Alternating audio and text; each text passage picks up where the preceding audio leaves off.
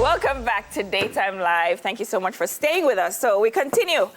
Prime Minister Andrew Holness has expressed satisfaction with the strategies announced by the Education Ministry to address teacher migration, casting the phenomenon as both a threat and as both a threat to public education and an economic opportunity. So what has happened is 167 educators have resigned since July, resulting in a shortage of teachers in some schools as the new academic year inches closer. So mitigation strategies includes the hiring of retired teachers to help to fill that gap. The Prime Minister said that the government saw teacher migration as, quote, a threat to our ability to deliver quality education, end quote, but acknowledged that there were limits to the state's response.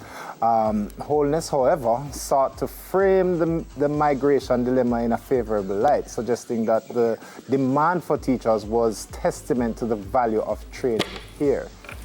He said they are free to take advantage of the best opportunities that they have, and it is indeed, in a sense, a credit to our system that countries would seek to get teachers from Jamaica. Whilst we view it as a threat, maybe we need to look at it in a systematic and strategic way to say those persons who want to take our teachers pay us to train teachers for you. And who knows, maybe there are some economic opportunities that should be pursued there. Interesting. I agree. What part? I agree. I agree that it does speak to the level of education that we give our teachers. But I've always said it, like when a child leaves Jamaica and goes into the school system abroad, they always excel. And I think that it shows that our teachers are well trained. However, I don't think that should be a reason not to compete, with other countries that may offer better opportunities for the teachers. I think that we should try our best to compete with those countries. Try our best to be able to pay our teachers as well as them. But it makes sense. And I've never seen it that way, and it's true. What I really want to say, I'm going to edit. Sometimes one of the great qualities of a charismatic leader is to help you to see another perspective, but not necessarily a perspective that helps to address the issue. Right, I get you. Okay, so, I hear you. A perspective appreciated, but I think we all knew that long time. So the education system and the teachers here and the training, etc., bar none, top class. As you mentioned, once you go a foreign, you see it. Good? But have we ever taken advantage of it? Hold on. So now, again, the forward thinking thing for me, right? So we wait until, which is sometimes I feel like we're more reactive than proactive.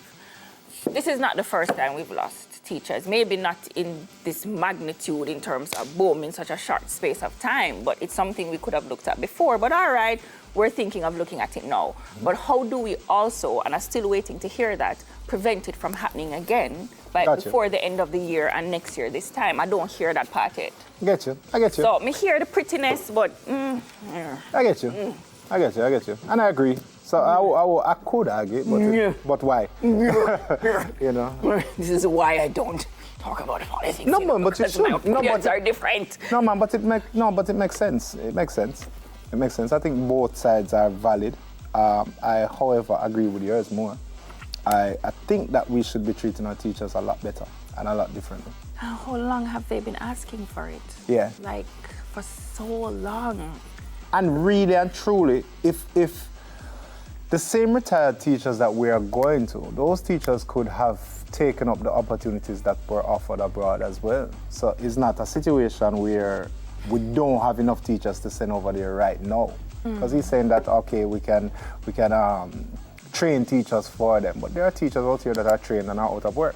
Yeah, and we have the resources now. I get you, it's an opportunity, but sometimes I feel like we just need to fix the house first before we open the house to visitors. Like, my grandmother used to tell me, paint up the place every Christmas, make the place look nice.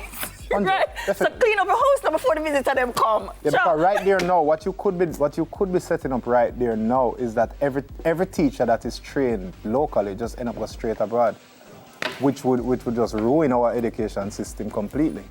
Yeah. Yeah. Yeah. You know what? Let's talk about something else. You're stressing me out. It hurt me.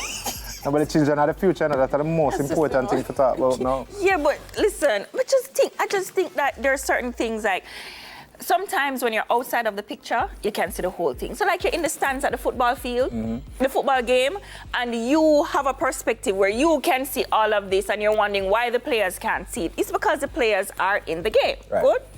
So one of the things that I just couldn't understand, and somebody would have to explain it to me, is I found that we had a big opportunity with our education system with COVID. A huge opportunity to create this phenomenal hybrid, right? True. That would make sure, say, nobody no miss school, ever.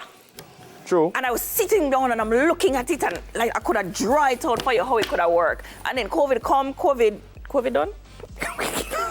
That's a good question. No, I don't think so. COVID come and pass, and we still have the same issues, right? That we literally had opportunities. So we talk about these opportunities that we never take advantage of. Be done.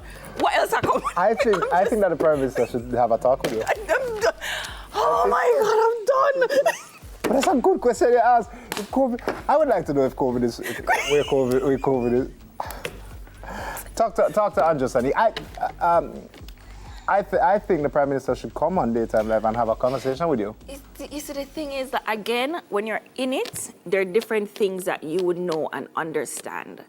But I think there is value in also listening to somebody who isn't in it, taking those two perspectives or multiple perspectives, and then finding that middle ground as to what can work. And sometimes I just feel like we're not looking at what can we do, we're looking at what we can do. You know, I'm gonna move on to something else. No, man, I'm heated, no.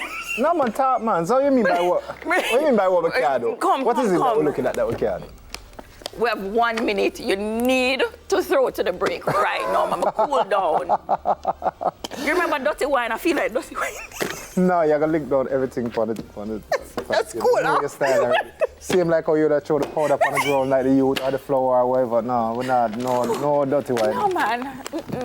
No, but this is a very serious thing that, you know, okay, we are laughing, but it's a very serious issue. At the end of the day, as I said, the children are the future, and this is one of the most important things that we have on the table to address right now.